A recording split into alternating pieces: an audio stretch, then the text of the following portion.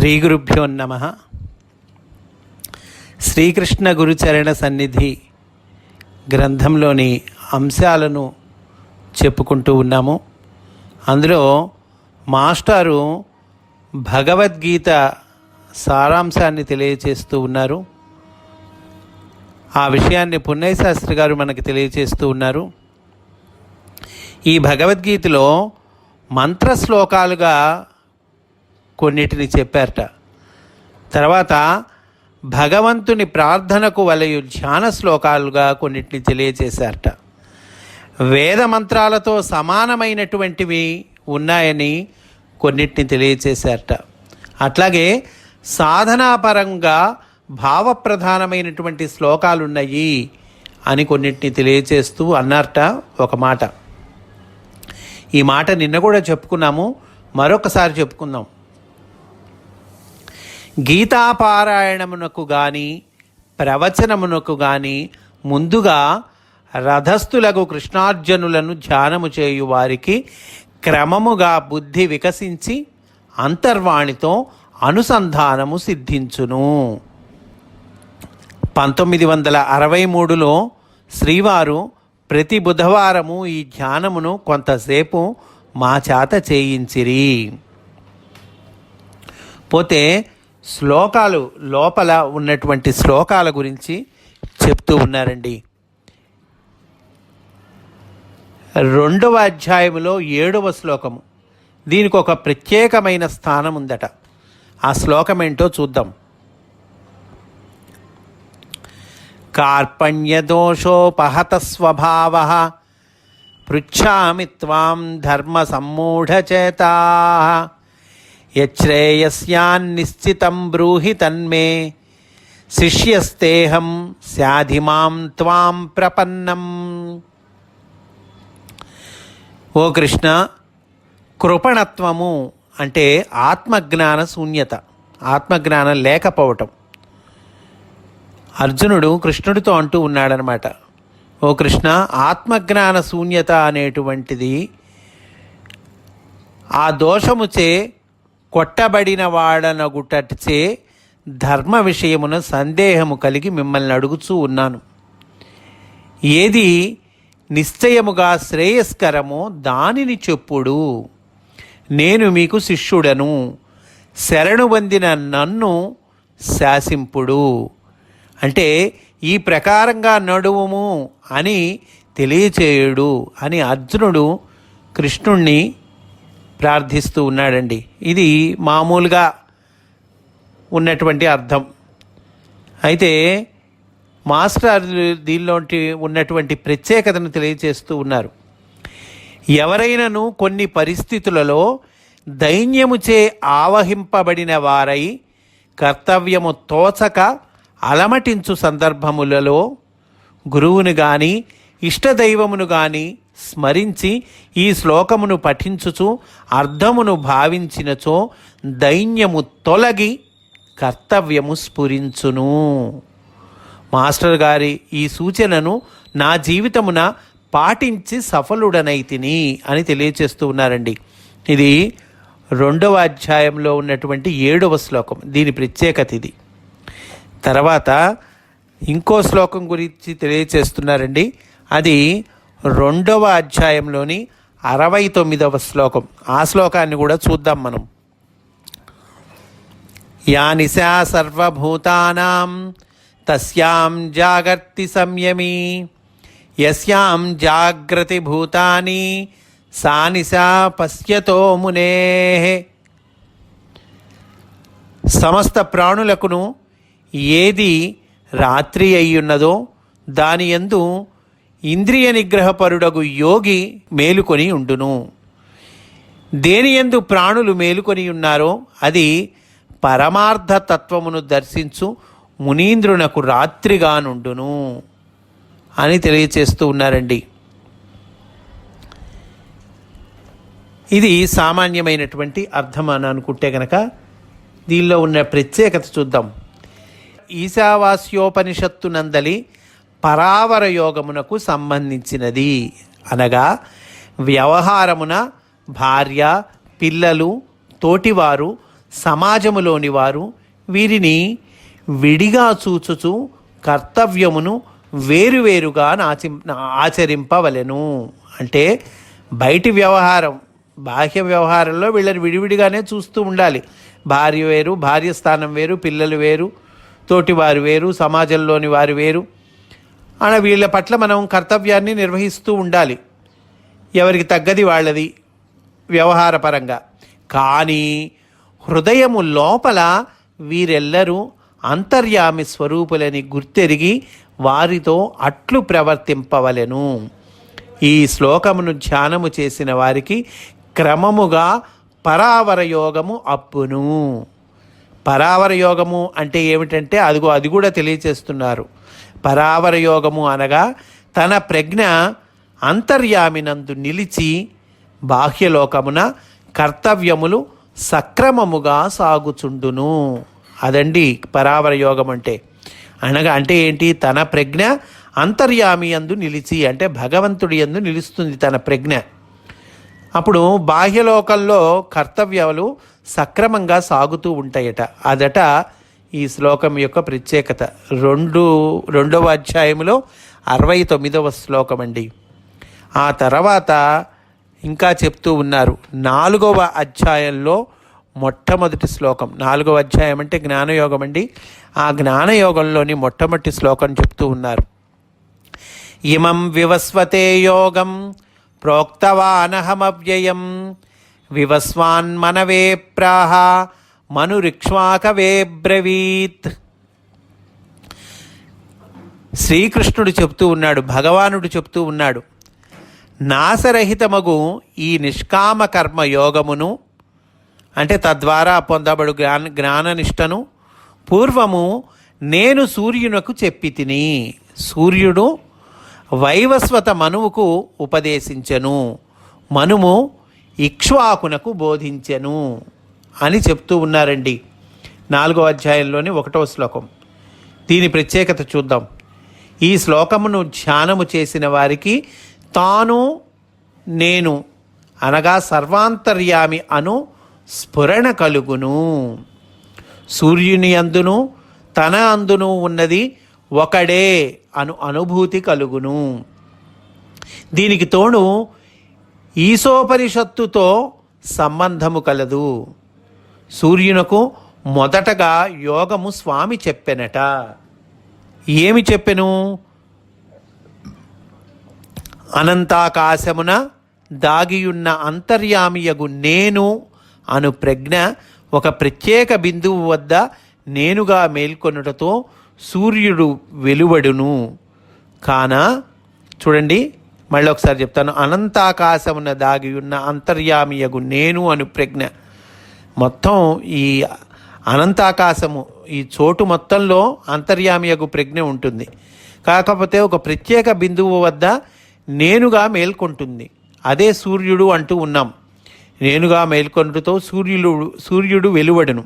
కాన సూర్యునకు స్వామి నేను అవ్యయుడనని మేలుకొలుపునిచ్చుటయే యోగము నేర్పుట. సూర్యుడికి స్వామి నేను అవ్యయుణ్ణి అని మేలుకొలుపునిస్తాట, అని తెలిసేట్టు చేస్తాట, యోగాన్ని నేర్పిస్తాట. ఈ శ్లోక ధ్యానము దృఢమైన కొలదియు సాధకుడు సూర్యుని వలె వెలుగుచుండును. ఈ శ్లోకాన్ని ధ్యానిస్తేటండి, ఈ శ్లోకాన్ని చక్కగా మనం తలుచుకుంటూ జపం చేసుకుంటూ ఉంటేటండి సాధకుడు సూర్యుడిలాగా వెలుగొందుతాట. దీనిని ఉదయ సూర్యునికి ఎదురుగా నిలిచి ధ్యానింపవలెను. ఉదయ సూర్యుడికి ఎదురుగా నిలిచి ధ్యానించాలటండి దీన్ని. తర్వాత ఇంకో శ్లోకము దాని ప్రత్యేకత తెలియచేస్తూ ఉన్నారు. ఇది కూడా 4వ అధ్యాయము అనగా జ్ఞానయోగంలోని 9వ శ్లోకం. 4వ అధ్యాయంలో 9వ శ్లోకం అండి. చూద్దాం ఇది. జన్మ కర్మ చమే దివ్యం ఏవం యో వేత్తి తత్వతః త్యక్త్వా దేహం పునర్జన్మ నైతి మామేతి సోర్జున. అర్జున, ఎవడి ప్రకారముగా నా యొక్క దివ్యమైన జన్మమును కర్మమును గూర్చి యథార్థముగా తెలుసుకొనుచున్నాడో అటివాడు మరణానంతరము మరలా జన్మ నొందక నన్నే పొందుచున్నాడు, అనగా మోక్షమున బడయుచున్నాడు అని ఇది మామూలు అర్థమండి. అయితే ఈ శ్లోకాన్ని ధ్యానించు వారికి తాను పనులు చేయుటయని ఉండదు, నేను చేస్తున్నాను అనేటువంటిది ఉండదుట. తన ద్వారమున దేవుడే చేయుచుండును, భగవంతుడే చేస్తూ ఉన్నాడు నా ద్వారా, నేను చేయటం అనేటువంటిది లేదు అనేటువంటిది తెలుస్తుంది. తన జన్మ కర్మలను దివ్యములగును, తానేమియూ చేయలేనను అశక్తత ఆవహించినప్పుడు దీనిని పఠింపనగును. నేనేమి చేయలేకపోతున్నాను అనే అశక్తత ఆవహించినప్పుడు ఈ శ్లోకాన్ని గనక మనం చక్కగా పఠిస్తే గనక మనం కాదయ్యా చేసేది, మన ద్వారా భగవంతుడు చేస్తూ ఉంటాడు అనేటువంటిది మనకి అవగతమవుతుంది అని తెలియచేస్తూ ఉన్నారండి. తర్వాత ఇంకొక శ్లోకం గురించి చెప్తూ ఉన్నారు. ఇది 4వ అధ్యాయంలోని 34వ శ్లోకం అండి. 4వ అధ్యాయంలోని 34వ శ్లోకం. తద్విద్ధి ప్రణిపాతేన పరిప్రశ్నేన సేవయా ఉపదేక్ష్యంతి తే జ్ఞానం జ్ఞానినస్తత్వదర్శినః. జ్ఞానము శ్రేష్టమైనదని వచింపబడెను. అయితే ఆ జ్ఞానం ఎట్లు లభించును, ఎవరి వలన లభించును అను ప్రశ్నలక ఇచ్చట సమాధానము చెప్పబడినది. అట్టి జ్ఞానమును నీవు తత్వవేత్తలకు జ్ఞానులకు సాష్టాంగ నమస్కారము చేసియు సమయము చూచి వినయముగా ప్రశ్నించియు సేవ చేసియు వారి వలన ఎరుగుము, వారు తప్పక నీకు ఉపదేశించగలరు అనేటువంటిది ఇక్కడ పై అర్థమండి. అయితే ఈ శ్లోకంలో ప్రత్యేకత చూద్దాం. ప్రణిపాతమనగా ఒక వ్యక్తి రూపముగా ఉన్న గురువుకు ప్రణామము చేయుటతో చాలక పరిసరములు, పరిస్థితులు, వ్యక్తుల రూపములలోని జగద్గురువునకు నమస్కరించుట అగును. పరిప్రశ్న అనగా పరిస్థితులు, సన్నివేశముల రూపములోని అంతర్యామిని అప్పటి కర్తవ్యమును గూర్చి ప్రశ్నించుట. ఉదాహరణకు మనము దారిన పోవుచుండగా ఒక ముళ్ళు గురుచుకున్నచో ఈ ముళ్ళు ఏల గురుచుకున్నది, మనం ఇప్పుడేమి చేయవలెను అని ప్రశ్నించుకొనుట. కళ్ళు నెత్తిన పెట్టుకొని నడవరాదనియు దారిలో ముళ్ళు పడవేయరాదనియు ప్రస్తుతము బాధపడుటయు తిట్టుకొనుటయుగాక ఆ ముళ్ళును ఎవరి కాలి క్రింద పడనంత దూరముగా పారవేయవలయుననియు సమాధానము. నేను శ్రీవారు సూచించిన ఈ ఉదాహరణమును దృష్టిలో నుంచుకొని పాటించ యత్నించి తిని. సేవ అనగా గురువుగారి పాదములకు సేవయనియే కాదు, సమస్త జీవుల రూపములోని అంతర్యామియగు జగద్గురువునకు సేవయని అర్థము. శ్రీవారు స్వయముగా తన జీవితమున దీనిని నిత్యము అనుష్ఠించిరి.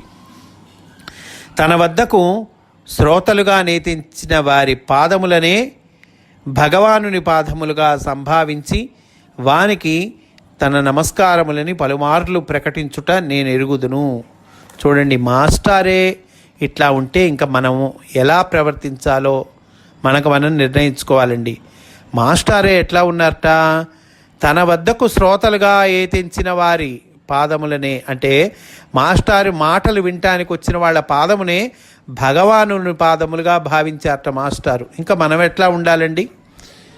కనుక కృష్ణుడు యోగమునకు మొదటి నిర్వచనము చెప్పెను. కృష్ణుడు యోగానికి మొట్టమొదటి ఒక నిర్వచనం చెప్పాడండి. అది 2వ అధ్యాయం 48వ శ్లోకంలో వస్తుంది. యోగస్థః కురు కర్మాణి సంగం త్యక్త్వా ధనంజయ సిద్ధ్యో సమో భూత్వా సమత్వం యోగ ఉచ్యతే. కనుక ఈ శ్లోకంలో యోగం అంటే ఏంటో నిర్వచనం చెప్పారు కృష్ణుడు. కృష్ణుడు యోగమునకు మొదటి నిర్వచనము చెప్పెను. సమత్వమే యోగమని. సమత్వం అంటే సమానముగా ఉండటం అనేటువంటిది, అదే యోగము. ఆ తర్వాత యోగమనగా కర్మాచరణమున సుకౌశలము అని నుడివెను. అది రెండవ డెఫినేషన్గా చెప్పారు. ఆ పైన సర్వత్ర సమదర్శనమే యోగమని పేర్కొనేను. సర్వత్రా సమదర్శనం కలిగి ఉండటం, ఇది యోగమని చెప్పారట. అట్లా చెప్పారు. తర్వాత 13వ శ్లోకములో వివరించుచు వారు ఇట్లు చెప్పిరి. 13వ శ్లోకం అంటే ఏంటో చూద్దాం. 13వ శ్లోకం అంటే 6వ అధ్యాయంలో 25వ శ్లోకం అండి. శనైరుపరమేద్ బుద్ధ్వా ధృతి గృహీతయా ఆత్మసంస్థం మనః కృత్వా నకించిదపి చింతయేత్. అంటే ఏంటంటే అర్థం, సంకల్పము వలన కలిగేడు కోరికలన్నింటినీ సంపూర్తిగా విడిచిపెట్టి మనస్సుచే ఇంద్రియములను నలుప్రక్కల నుండి బాగుగా నిగ్రహించి ధైర్యముతో కూడిన బుద్ధిచే మెల్లమెల్లగా బాహ్య ప్రపంచము నుండి ఆ మనస్సును మరలించి అంతరంగమున విశ్రాంతి నొందవలెను. మరియు మనస్సును ఆత్మయందు స్థాపించి ఆత్మేతరమగు దేనిని కూడా చింతింపక ఉండవలెను. ఇది పైకి మనకి తెలిసేటువంటి అర్థం అండి. అదే దీనిలో ప్రత్యేకత ఏంటో చూద్దాం. మనస్సు పక్కకు పోయినప్పుడల్లా మరలా దానిని ధైర్యముతో కొని తెచ్చి ఈ తలంపు ఎక్కడ నుండి పుట్టినదో అట్టి నేను నందు సమర్పింపవలెను. మనస్సు ఆత్మకు సమర్పణ చెందాలండి. ఆత్మకు సరెండర్ అవ్వాలి. ఆలోచనలతో పోరాడరాదు. దేని మీదకు మనస్సు పోవుచున్నదో దానిని కూడా అంతర్యామి యొక్క స్వరూపముగా భావించినచో దాని మీద రాగద్వేషములు వర్తింపవు. యోగ సాధన మొదలుపెట్టిన పిదపను పూర్వ సంస్కార బలము వలన మనస్సు ఇతరముల మీదకి మరులుచుండును. అంతే కదండి, మనస్సు ఒక చోట ఉంటుందా, రకరకాలుగా తిరుగుతూ ఉంటుంది. కోతి అన్నారు కదండి, మరి దాన్ని కనుక అనేక విషయాల మీదకి వెళ్తూ ఉంటుంది. మనస్సు ఇతరముల మీదకి మరలుచుండును. నిరుత్సాహపడరాదు. అయ్యో అటు ఇటు పోతోందే మనస్సు అని మనం నిరుత్సాహపడకూడదుట. క్రింద పడ్డానని నిస్పృహ చెందరాదు. ముందుకు సాగవలెను. తప్పు చేసినప్పుడు తన తప్పును స్వయముగా గ్రహించి కానీ ఇతరులు చెప్పినచో గ్రహించి కానీ సర్దుకొని మరలా ఇక ఆ తప్పు చేయకుండా వలయునే కానీ చేసిన తప్పు గూర్చి పలుమార్లు చింతించరాదు. ఇట్టి చింత వలన ఆ తప్పుపై ధ్యానము పెరిగి మరలా అదే చేయుట జరుగును. ఒక తప్పు చేసామనుకోండి, ఆ తప్పునే మరలా తలుచుకుంటూ ఉండటం కూడదయ్యా. అట్లా కూడితే మళ్ళా అదే తప్పు చేసే అవకాశం ఉంటుంది. అందువల్ల మరలా దాని గురించి మనం తలుచుకోకూడదు అని చెప్తూ ఉన్నారు. ఇట్లా కొన్ని శ్లోకాలని ఉదహరిస్తూ ఉన్నారండి. ఈరోజు కొన్ని శ్లోకాలు చెప్పుకుందాం. రేపు కూడా ఇంకా కొన్ని ముఖ్యమైన శ్లోకాలను మనం చెప్పుకుందామని తెలియచేస్తూ స్వస్తి. వాసుదేవ.